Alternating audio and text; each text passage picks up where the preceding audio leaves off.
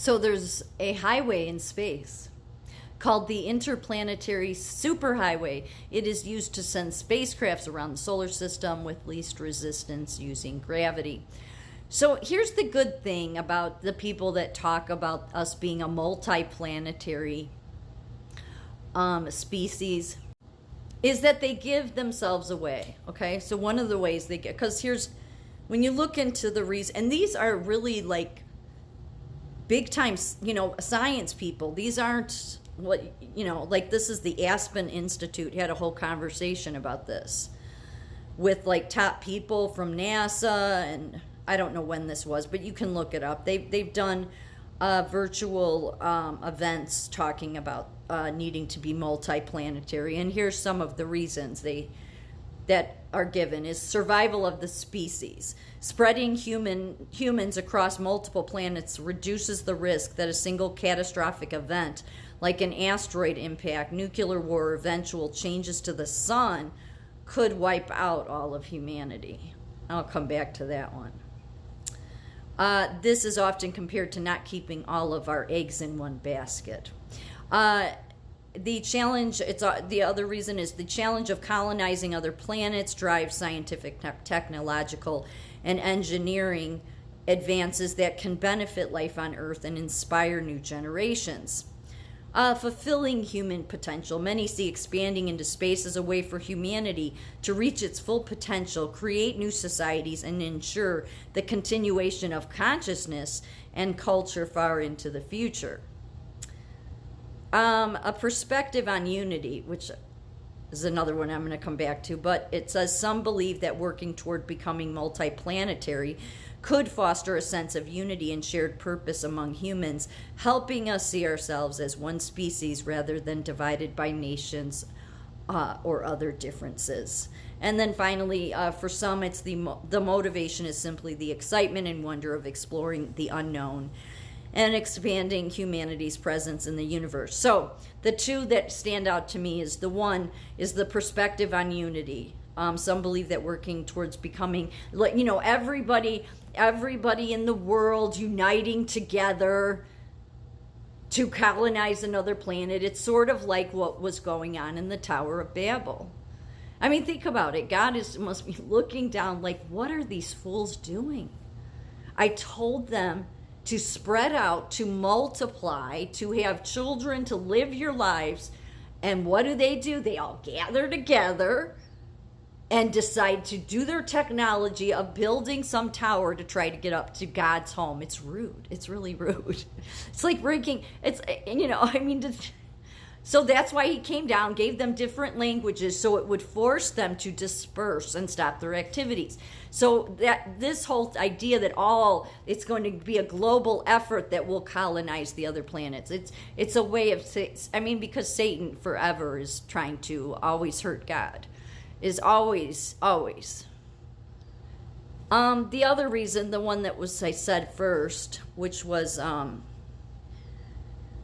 spreading humans across multiple planets reduces the risk of a single catastrophic event like an asteroid, nuclear war, or eventual changes to the sun could wipe out all of humanity. So Elon's mentioned this about that, the sun is getting too hot and it's going to burn us up. But see, the millennial reign hasn't happened. See, eventually God does destroy the earth, but that's after he comes and reigns for 1,000 years.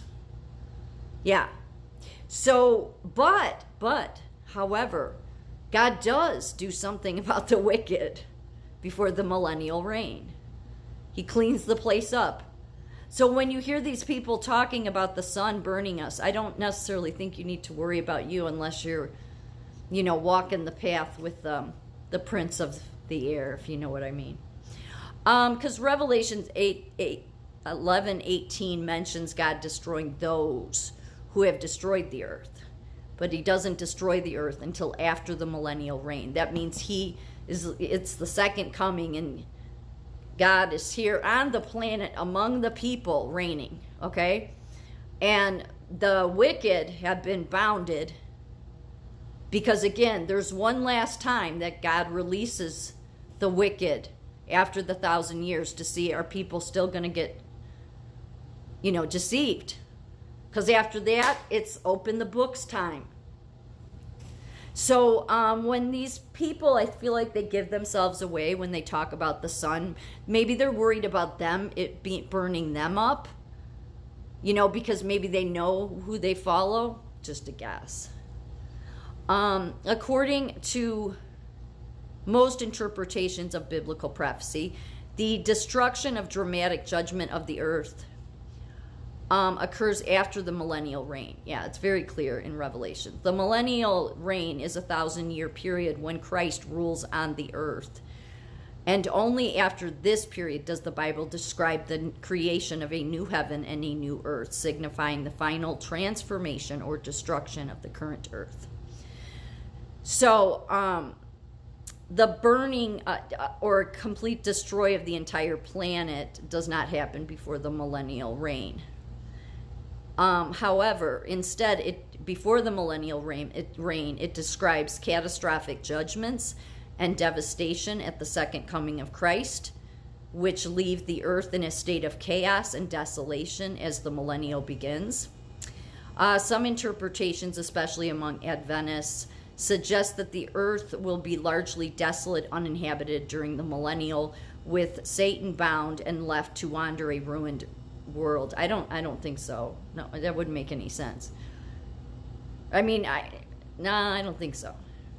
However, the complete burning or renewal of the earth by fire described in later after the millennial reign is but that's after. So what I'm trying to say is there may be some people that are worried about that, and you maybe should just stop and consider who have they been serving.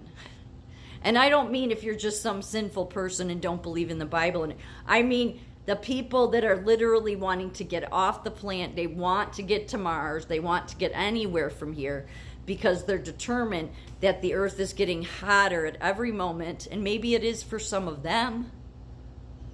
But it's not. We're not at the point yet where God would be destroying the earth, because that's only after he reigns on it for 1,000 years. But see, all this multiplanetary or interplanetary talk is, well, it tells me that there are people, even though they claim to be atheists, that when they're so focused on needing to us being on other planets, they're focused on our consciousness being uploaded, all of this kind of craziness.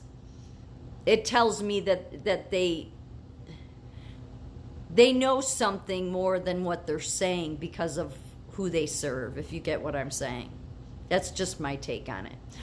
Interesting, again, bringing up the planets and the stars. They're the hosts of heaven. Some of the stars are fixated in the sky, but others are wandering stars, and they're angels. They roam about us, and you just don't see them. Again, it's because of the sin. Before Adam and Eve sinned, they saw them. Because God's throne is above. But the angels, they can go back and forth. Some of them can go back and forth. So some of them are allowed to leave their proper place of dwelling. Well, some of them were casted out, of course, by Angel Michael. And so they've been roaming the earth. They're the ones likely talking about multiplanetary civilization. I'm just guessing. It just seems all of that is crazy, okay? So, but wandering stars is talked about in the book of Jude, that there were stars, meaning even after the ones that were casted out, there were other ones that left their proper place of dwelling. Some God does send down here, and they intervene to try to help us. That's why it's always said, be careful how you treat everyone. You never know when you're entertaining an angel. So, but the wandering stars in the book of Jude is talking about the angels, so they can go back and forth. The ones that left their proper place without God's permission, well, they left because they didn't have good intentions for us humans. But there's other ones that God does send on our behalf to help us out along the way until he finally returns. So there's good news to all of it.